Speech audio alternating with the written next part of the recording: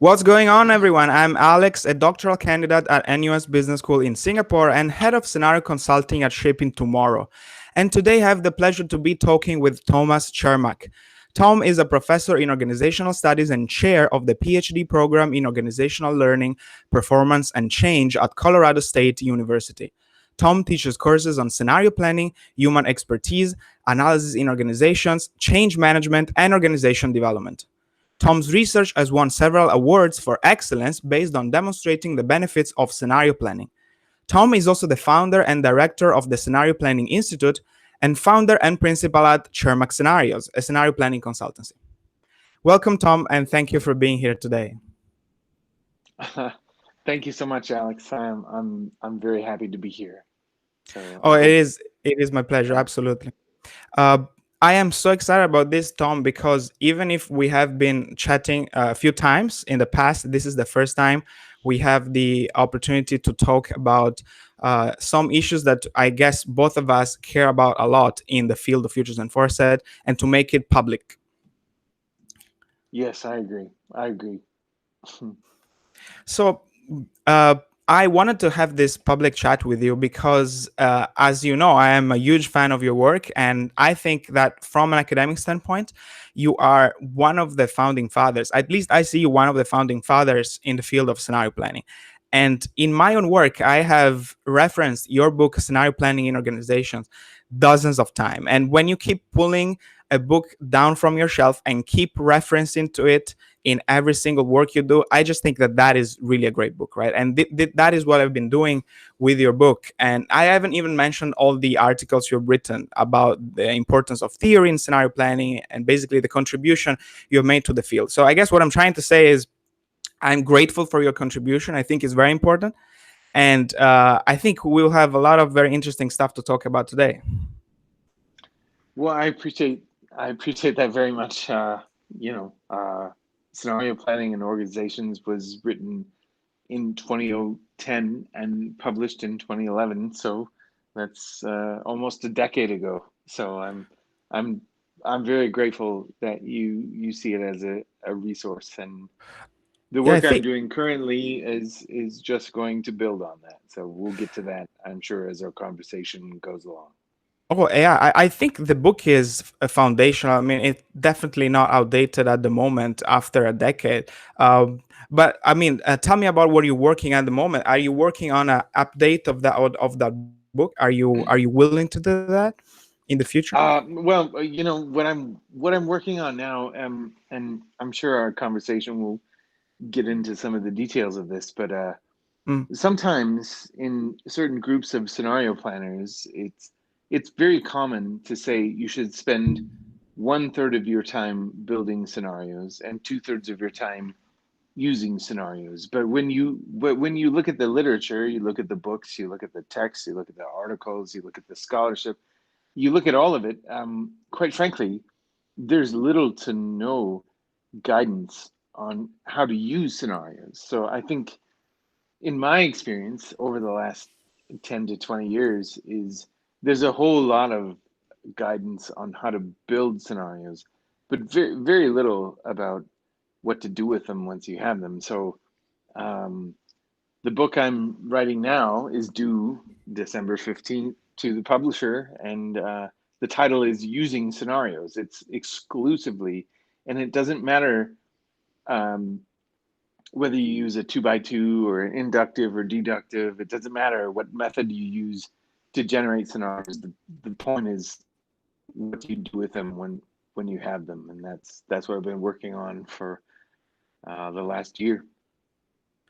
that is very exciting. Well, I have to agree in that I haven't noticed many systematic guidance on how to use scenarios afterwards. And in fact, many articles we have around both academic and not just present scenarios and just stop there. Um, well, on one hand, I have to say many practitioners like to use scenarios done by others, so there is an explanation why people just do scenarios and put it out there. But on the other hand, I agree with you that there is a lack of systematization on what to do afterwards, what's next, right? I think about the practice of wind tunneling. I think we had this conversation a few months ago. I had a hard time finding a good reference to explain the practice of wind tunneling, which is very simple, a comparison between scenarios and strategies, a very simple comparison, but it's not systematized, right?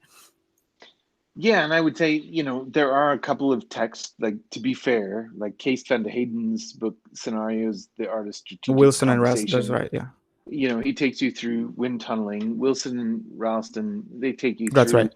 through, some of it. But quite honestly, like, we're talking about a couple of That's right. pages. That's That's not right. enough. That's not enough for And think someone about the like you or comparison. I to try to go and deliver this to a client. Like, Absolutely. it's not enough Absolutely. description.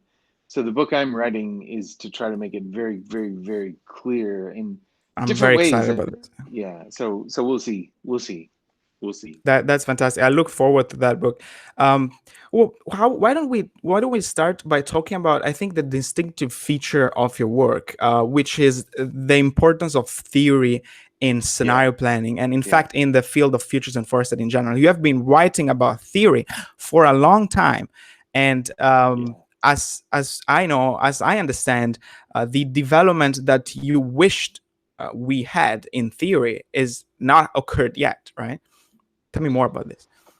Okay, yeah, I can talk for hours about this, but I would say, early on, I made some really um important statements. The theory, status, and scenario planning is dismal, and that got a lot of attention. And I no longer think it's dismal. I think we've come a long way.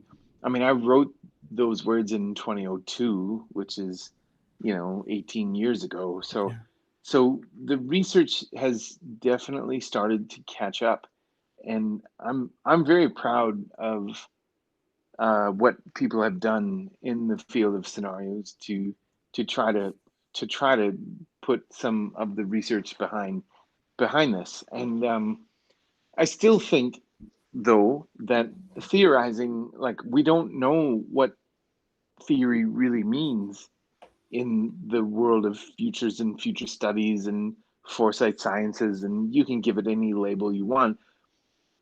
These are always all mixed up. I think people who are leading this field maybe sometimes are not quite well versed on what these terms mean, and what theory really is and what science really is. So I think we made a lot of progress in the last 10 years, to be sure, and I think we have a long way to go. Is where I stand on that. Yeah, and to be clear, when you say theory, and this is what fascinates me the most, when you say theory, I like the idea that you refer to theory as theory in the social and behavioral sciences, right? The most, say, established mainstream approach to theory, according to post-positivist or critical realist perspective, that is an explanation of a phenomena. So I guess the crux of the problem that we are talking about here is, yes, maybe futures and foresight and future studies experts or practitioners or scholars, they know concepts about what they're doing, but very rarely are they explaining why Mhm. phenomena happens with an empirical work, right? That is, I think, Yeah, the and issue. I'm just gonna take your cue there, and Yeah. one of the chapters in the book I'm writing is Matthew Rainin has done a really nice collection of the different degree programs related to foresight studies and futures, and actually, Alessandro, you might have tipped me off to that. And like, these are not specific to any kind of method, and Mhm. it's unclear in these programs whether people are teaching about philosophy of research. Like, yeah, we do have constructivism, we do have critical realism, we have critical science, we have postpositivism, we have positivism. Like, and my contention is that most people in the field we're talking about are unaware of these different philosophies of research, and therefore, um, quite honestly, I think most people are not well trained in general research methods, whether you want to do ethnography or narrative inquiry or straight up statistical analysis and pre-test post-test treatment control groups. Like I don't think those methods are well embedded in our field, and I think that's to our detriment, quite honestly. Yes, I have. Well, I have to. What I can say is that when I took my master's in future studies, which is of course not representative of every master's, but at least is anecdotal evidence, right? When I took my master's, we were trained in a future studies method. Oh, that's what I call it, which is of course it's okay to call it like that because we were trained in scenario Sure. planning, in causal layered analysis, we were trained in futures wheel, futures triangle, all the method to explore the futures in a larger sense, including the intuitive logic school and the alternative future school and so on. But the option to actually study philosophy of science or to have a statistic course or a qualitative course was just an option in the program, and Mm. it was not given as something we should do to understand where the field stands in the larger domain of knowledge and sciences. So very few students actually took that course. Well, and I just want to say just as quickly as I can, I think Mm. sometimes my work has been misunderstood, because what I have been trying to do over the last 20 years is to use the scientific method to understand the benefits and the outcomes of scenario planning. I'm not trying to predict the future. This Like is very important. Yeah, this is very important. this is really, really, really important. And I think some people have misunderstood my work, that I'm trying to predict the future. I'm not trying to predict the future. I'm trying to predict what are the benefits of scenario planning. So my research studies have shown, we see an increase in trust in the organization. We see an increase in the learning culture of the organization. We see an increase in employee engagement. We see an increase in job satisfaction. Like, so those outcomes are separate. Like, those are not predicting the future. They're That's right. predicting, like, what is it that scenario planning can give you in terms of a benefit. And there's a whole long list of benefits that my research has That you been able found. to Yeah. show. I'm not trying to predict the future. I'm trying to say that if you do scenario planning, I'm trying to predict the benefits of what you might gain from doing that.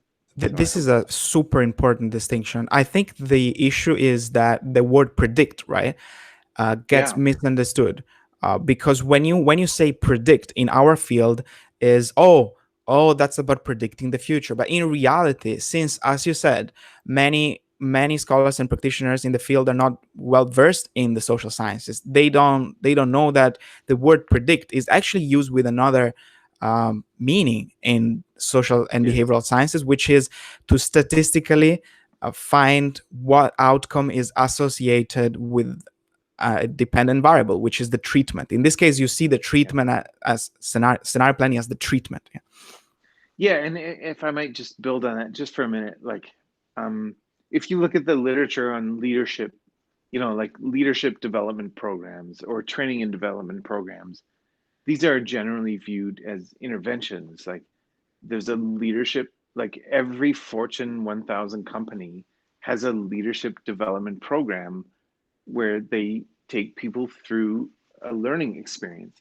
And what I'm trying to say is, like, just put scenarios in that category. Like, it's an intervention. It's a learning experience, and then people can have outcomes from that experience, just like training and development, just like leadership development, just like all of these other things. So if you can just switch your mind for a moment to say scenarios are a learning intervention, just like leadership development, just like training and development, then we can isolate and talk about what did we gain from putting our leaders through this scenario planning workshop or whatever it might be. So I just, I think that's the direction we have to go. Like scenarios, we're not trying to predict the future. I'm trying to predict that there are benefits from putting people through these kinds of exercises. Yeah, Period. this is oh, it's absolutely necessary, especially in view of the fact that many social scientists and many policymakers and many practitioners are looking for evidence of the benefits of this, right? And oftentimes the benefits are quite obscure because there's a lot of claims, but less Mm-hmm. empirical evidence. I am curious about you have done a 20 years long study on this, so you have studied the outcome and the benefits of scenario planning for 20 years. And even if I have read some of your papers, it's difficult to digest the volume of the work you've done. So why don't you walk us, including I guess viewers who are not aware of your papers, why don't you walk us through the main findings, theoretical findings that you have stumbled upon in these 20 years regarding the benefits of scenarios, and then what we should do next? Also, Oh, a well, tall okay, question. okay. That's a really big question. Yeah. I can say I have ample evidence to support these statements that will come. So Mm, we know that scenario planning does affect the way that groups make decisions. Period. There's plenty of evidence for that. There's evidence that scenario planning changes the learning culture of the organization. There's evidence that scenario planning changes the climate. The climate, culture and climate are different things. Like, yeah, we have a positive effect in both cases. Scenario planning positively impacts employee engagement. Um, if you think about it this way, like, scenarios are supposed to take a diverse set of participants, like a cross section of the organization. So if you have people, who are more entry level participating in strategy, like their engagement with the organization is going to go through the roof because they're like, wow, I absolutely. get to be involved in strategy. Um, we have evidence that my trust in my organization increases because of Mm, involvement in scenario planning. So the list of dependent variables is growing, and yeah, just the evidence is overwhelming that scenario planning is quite helpful no matter what. Even like, we're not trying to give you the answer. Like, there's no right answer to the outcome of scenarios. Like, it's just thinking differently about the future. So, however, um, there are really positive effects, like all the way down the line, that my research has shown over the last 20 years. So that's it. I suppose is probably as concisely as I can say. But do you want me to go further in terms of where I think we need to go?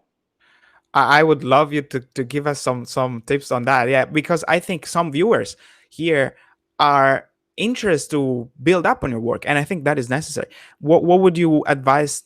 What would you advise to them then?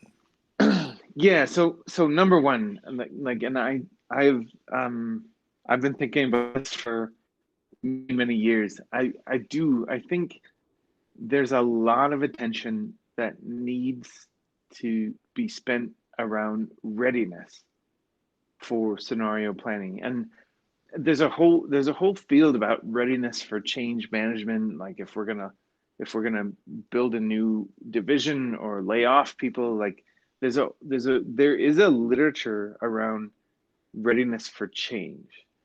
However, I think it's really different when it comes to strategy and when it comes to scenarios. So I think, number one, you can look at the literature and say, um, probably the majority of scenario planning projects are, for lack of a better term, like one off. Like we'll try scenario planning and we'll do it. And then there's a handful of companies that have adopted scenarios for the long term. Like Shell is the most prominent example, but General Electric, there's a few other companies that have used scenarios, for the long haul, but those are rare. So why?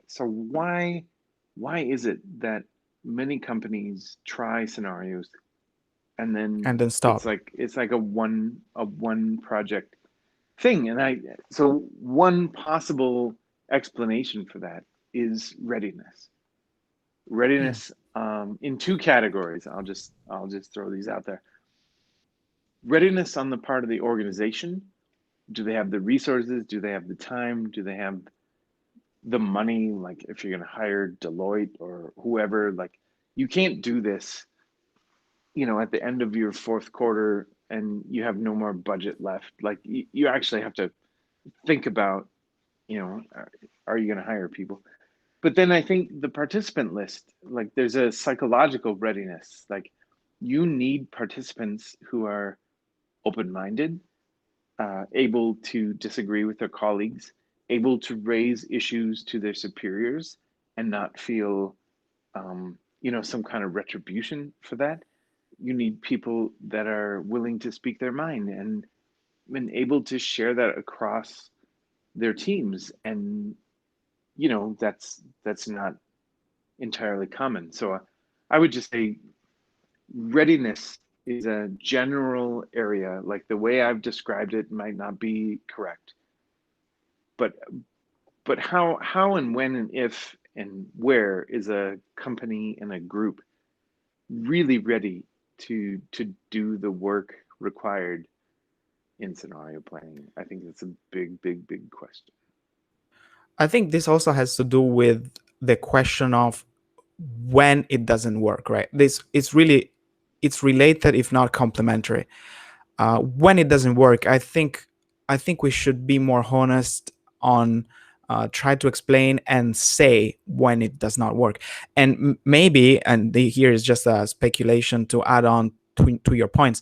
Maybe it is because many practitioners in our field have not been trained in, again, in social sciences, so they tend to relay their anecdotal evidence of success, subconsciously selecting their attention on the successful cases rather than on the negative cases. And that's why, unfortunately, in the negative cases, um, they get buried under the sand. Basically, it's very difficult to see a paper on why Yeah, scenarios no, I, didn't I, work, right? I, yeah, I think you're exactly right. I think we need to have more attention about why and when and the cases where scenario planning doesn't work.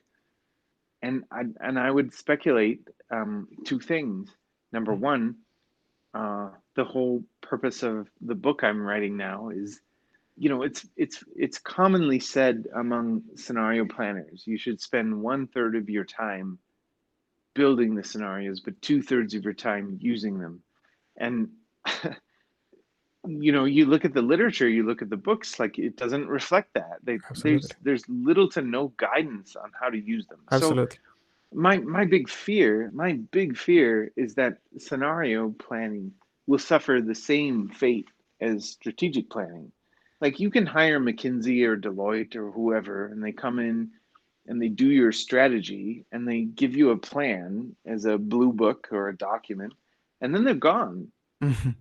So you still have to do something with it. And I fear that scenarios in future studies are headed down that same path where we can generate scenarios, we can generate alternative futures, but if we don't teach people what to do with them, we've only done 50% of the work. And whoever says, two-thirds of your time should be using scenarios, like I would say, and this the book I'm writing now is like, where do you tell us how to spend that two-thirds of your time? Because I'm gonna try, I'm gonna try to give you two-thirds of the time to fill with different activities and different ways of using scenarios. I just Yeah, I think we need to fill that gap for sure. Oh, absolutely. I have an anecdote to share with you on this. I think you will like it. When I first got to be teaching assistant for a EMBA course on scenario planning here in Singapore, um, I expected I expected that the professor would teach scenarios, right? Because as you mentioned, most of the futures literature is on doing scenarios, not on how you use scenarios. So I was surprised that actually the scenario planning, the EMBA course, scenario planning course, was, I think, was 5 days long, right? And the scenario just took 2.5 days. So I was thinking, why? What are we gonna do in the next 2.5 days, right? And then Clement Wang, who is a great mentor who taught me how to teach scenario planning, he just said, "Yeah, you sit there and you'll take a look." And he walked the group through this array of practices: wind tunneling and stress testing and redrawing the value chain of the organizations after the scenarios, and a range of practices that I was not aware of. Right, they're not taught. They were not taught, at least in my program. And I was literally, I'm not exaggerating, I was blown away by the fact that, oh, actually there is something after after scenarios, Yeah. which is even more useful. It's fascinating. Yeah, yeah, but I mean, did you get enough detail that you could actually teach other people how to do that? Well, I have to say, Clement Wang is a phenomenal teacher. So just listening to him, it was a phenomenal experience. But then if I had to codify what is said, Mm, which I mm, tried, yeah, each I tried, I mm. took a lot of notes. That would be difficult because that is an oral experience which has not been codified as much as I wanted. And I guess this is not related to the problem of theory. Why is this the case that we do not codify that? What is your opinion on that? Is that because many practitioners see the wind tunneling or after scenario work as their jewels of the crown, which they don't want to give away, or No, what is the no, reason? no, no, no. I don't view it that way at all. I think people really honestly don't know. I think the way to create scenarios is well established, and there are different versions of how to do that. And I think most people deliver scenarios just like McKinsey delivers the strategic plan, and then you are left to do what you will with it. So I think the area and the space of what do you do with scenarios once you have them is wide open.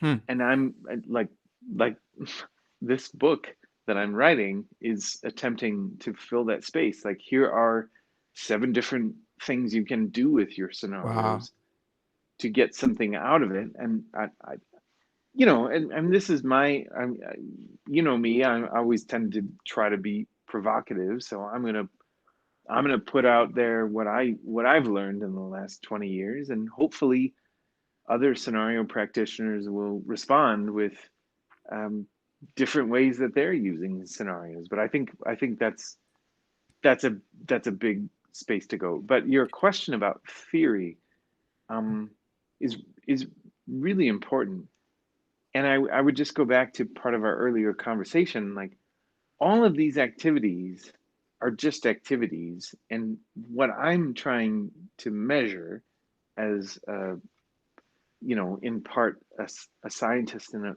professor and a faculty member is, what do we get out of scenarios? And so these days, I'm sure this is a relevant example for almost any listener, that as you look at the vaccines being developed for COVID-19, like they're pretty stringent. Like, you have pre-test, post-test, treatment, and control groups, and it's mixed up, and it's not sure who's getting the vaccine between the treatment and the control groups. And I'm aiming for the same kind of thing. The only exception is that my research doesn't, like, I don't have the luxury of true random sampling. So I have, 4 or 5 companies I might be working with at a given time. We're going to give them a treatment and pre-test and a post-test survey on outcome variables we're interested in. And then we're going to recruit, companies that are not using scenarios. So we make a comparison that way. So in technical terms, it's really a Quasi quasi-experimental experiment. That's study right. because we don't have random selection and random assignment, and we never will in the world of organizational studies. Like it's That just is a not. big challenge. That is a big Yeah, challenge it's a because, huge yeah, challenge. right, Yeah. to achieve the most rigorous study design, to argue for the causality of this of the benefits of scenario, we would require randomization. Maybe Yeah, you're and when you actually confront what that really looks like mm, a random sample from all the difficult. companies in the entire world, and then randomly assign some portion of them to scenarios and randomly Yeah, select it's almost half of them impossible, out. Like, yeah, inconceivable, right? no, it is impossible. Like, quasi experimental research Right. is the best we're ever going to be able to do.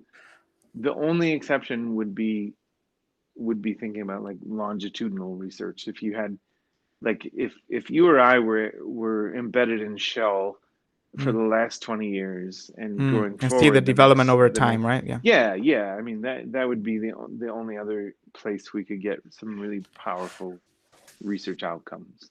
My take on this is that perhaps we are able to isolate the effects just by getting a sample of individuals that are an organization, and maybe assigning them to groups in a random fashion, and see whether the scenario treatment works.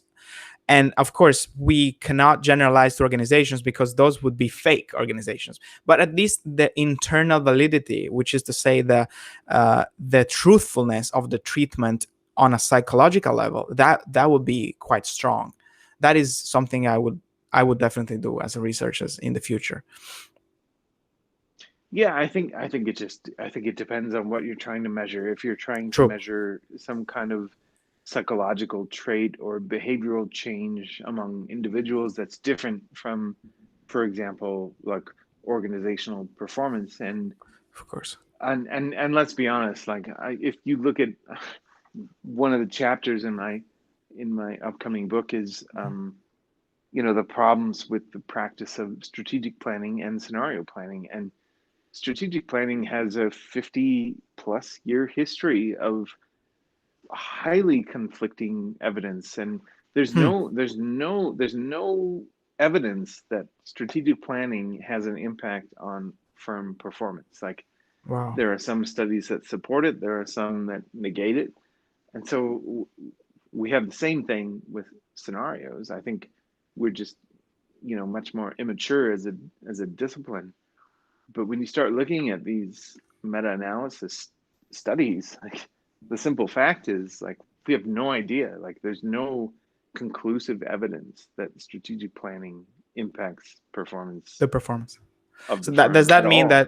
does that mean that as a scholar you would be more interested to see why and look at the mediators and moderators, so to speak, which for those who are not aware means in which case it happens, in which case does not happen, what are the mechanisms behind those differing evidences? Or does that mean that you will just prefer to look at psychometric and psychological measures? Well, that's a really, really, really good question. I just think when you think about what makes a firm perform well, there are so many inputs to that. I mean, it could be culture, it could be innovation, it could be new product development, it could be there's a long list. And so to be able to isolate that to strategic planning, when those records are, at least in the US, reported 4 times a year each quarter, like, there are so many other variables That's that right. go into what firm performance is. I'm deeply skeptical we'll Hmm. ever be able to unpack that I see. and be able to isolate it to, like, it was strategic planning or Or scenario not, or planning. something else. I just think it's too complicated. I just think it's too Got it. complicated. I think the more direct path is that if you use scenarios and you make decisions, perhaps based on learning from scenarios, Um, I think there could be some kind of retrospective, if we're going to acquire a firm or not. If we had done that, we might be in X position. If we had not done that, we might be in a different position. I really think scenario analysis lends itself to a retrospective financial analysis. But I see. I'm gonna have a whole chapter on Oh, assessing the financial looking benefits forward to of that. scenario planning. So I'm thinking through all this. Like it's not easy. These are complicated things. Like I just don't think there's a direct correlation or relationship between It's more scenarios or complex, right? strategic planning and firm performance. Like you can't make that Oh, for jump. sure. I mean, There's too even if many there is a variables. correlation, there are for sure mechanisms that mediate this phenomenon. And you mentioned that at the beginning of our chat. Scenarios have been shown to change mental models and decision-making styles. So it is possible that after the scenario interventions, organizations have different styles of reasoning in terms of management phenomena. Totally. So We've shown after that. that, We've shown that. right, Yeah, absolutely. Yeah. right. Well, I want to also make it clear for viewers, those viewers who might not be keen or experienced in scenario planning. I just want to make it clear that what we have been talking about so far is can be applied to any futures and foresight method, because right, you can possibly measure the effect of a futures intervention in a community. You can measure the future, the outcome of an interventions of a causal layered analysis workshop on a community of people who are not seeking profit. So what we're trying to say here is that the idea to measure the benefits of futures and foresight extends to any foresight methodology. We can see it as an intervention and go measure the outcome. For those of you who are not into scenario planning, but perhaps are practicing with other foresight methodologies, right? Yeah, and I'll just admit my ignorance here. Like I've spent the last 20 years really trying to understand Scenario scenarios plan. and scenario planning specifically as a tool. So I would agree entirely with you. It doesn't matter, and even one of the things that I'm trying to make clear with this book I'm writing, like it doesn't matter how you developed your scenarios or your future visions or whatever. Like the book I'm writing, I hope, my great hope is that you could bolt it on to any other foresight method. Just the assumption is that you have some scenarios, you have some Futures. future visions of a community or a state or a space or whatever it might be. Like it doesn't matter. Right. The question then is like, how do you use them? So I don't have a judgment at all, and I will claim ignorance on certain foresight methods that I really just don't, I haven't studied and I don't know much about. But I think I know scenarios deeply, and there are different ways of building scenarios, which there's a chapter in the book that's going to outline like the major different ways to do that. But yeah, like I think it's really important. Like there's no judgment about any different methods anyone might ever use to think about the future. Like I would just support and applaud anyone using any Right. techniques or methods they could ever use. Like we have to think differently about the future. And what I hope to do with this new book is give people ideas about different ways to use those futures once they've developed them. So That is I would say a lofty and necessary goal. Um, I mean, at the end of the day, foresight methods have to be fungible, right? They have to be interchangeable. You might want to use a way to create scenarios that deviates from the way you see the creation of scenarios, and then after that, use the scenarios in the same manner a scenario planner of the intuitive logic school, mainstream 2x2, would use them, right? There must be the same methodology to do that. I have a last question for you, Tom. You have been practicing and teaching and studying scenario planning for the past 20 years. Uh, what is the biggest challenge you have faced in your practice? And that could be in your research or in your practice, in a facilitator practice, so that if you had to advise yourself 20 years ago when you were just starting, uh, that's the first thing you would say, right, to your 20 years ago self. What do you wish you knew 20 years ago?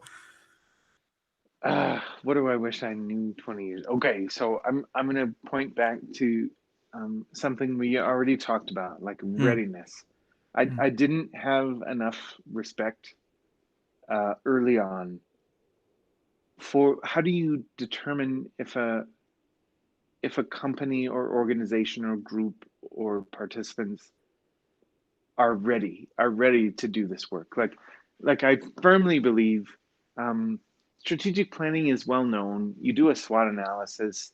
The tools are readily available. People do them every year. It's a SWOT analysis. It's a Boston Consulting Group matrix. It's these are not tools that force you to think differently. Scenario planning is, or quite frankly, any futures method requires more effort and more thought. So I didn't have an appreciation for that early on. So I'm going to go back and just say readiness, like readiness on the part of the organization, readiness on the part of individuals. I think that's critically important. Um, Aside from that, I think I've probably already covered it. We know how to build scenarios. Like it's well documented in 8 or 9 different ways. Like, yeah, there's different ways to create scenarios, and there's good guidance on how to do that. Where we're lacking is what mm. do you do with them when you have them? And once again, So pay more I'm attention to that, writing basically. I'm writing an entire book on what do you do with them, and and and it doesn't matter what method they come from. Like I don't care if you use the 2 by 2, the intuitive logics versus inductive versus deductive versus whatever. The whole point is whatever you have 2 or 3 or 4 scenarios. How can you use them? And that's where I'm picking it up with this book I'm writing now. And it's taken me the last 20 years to Can we try say to. the name of the book, or is it Yeah, still work in progress? yeah, for sure. It's due December 15th. Um, Wow. so yeah, coming shortly. It'll probably be published early in the spring. But the title of the book is Using Scenarios, Mm, and fantastic. yeah, that's the whole point. Like I don't care where they came from, but the assumption is you have scenarios. Now, what do you do with them? And I think our field has, at least the scenario field has suffered from a lack of understanding of, okay, we have scenarios, so now what? Now what? Right, And that's right. yeah, it's to try to answer that exact question. Now what? So um, yeah, so I think so. Those are 2 things: readiness and using scenarios. And then, am I out of time, or should I keep going? No, okay, keep going. Absolutely. Okay. This is very Well, then, interesting. well, then I'll flip to the academic side, and I would just say, I had a phrase in an article I wrote back in 2002 that the theory status of scenarios is, and I really meant it at the time, and I think we made a lot of progress. Mm. Um, the field has developed really significantly, and so I just to everyone working in this field, particularly on the academic side, like congratulations. Like I no longer feel like it's dismal. Not that my opinion matters that much, but I would say we still have a lot of work to do. Like Alex, you and I have been working on a piece, like we should, like we need to keep pushing forward that future studies and scenarios and whatever method used, like that there are benefits, that there is a scientific way to study that there are benefits to doing these activities that we promote. And I just want to step back in our conversation and say, we're not trying to predict the future. We're Mm. trying to predict that there are outcomes that you can rely on from using these methods. And that's a really significant difference. And I think as far as we can get that across to other people in the field, it's not enough to just write a case study of we did scenarios in Iran or Azerbaijan or wherever. Like, that's not a research article. So as long as we can try to continue to promote studying, like, what are the outcomes of it, like what happened after and what did we learn, like, I think our field has still a long way to go in developing those areas. So Yeah. Oh, this is great advice, and as you know, it is advice that I have been taken after very diligently. I think again, the readiness for scenarios, maybe not that one. That one is a new one for me. It's very interesting studying why and how it works and doesn't work, and when it works and doesn't work. Secondly, what to use, how to use scenarios, what's next, and thirdly, more attention to the outcomes.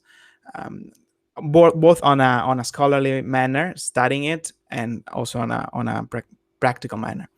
So yeah, and yeah, we do have to build up on your point. We do have an article coming up as well on how to um, take into account the theory component in futures and foresight and why it has not been taken into account in the past. So very excited about that too. yeah, well, there's never we have a lot of work to do. And if I may Indeed. just say, like, as a legacy item, like, I would love it one day if there were some sort of professional association related to scenario planning, and just like a place for people interested in this kind of work to get together once a year. Or I don't know, Oxford has their thing every 3 years. I don't even remember what it's called, but this kind of a gathering for academics to debate some of these things, and we can bring practitioners and listen to, like, what makes for the most effective scenario implementations. Like, these would be really valuable conversations that we're not Absolutely. able to have right So far, yeah. Well, I guess we have to do that. We have to put that in the pipeline of things to do. now. Well, I feel like I have some years left, so maybe I have some energy to give to that in the coming years. I'll do the heavy lifting. All right. Well, I'll lift with you. So Good, fantastic. Thanks, excellent. Tom, for this super inspiring conversation.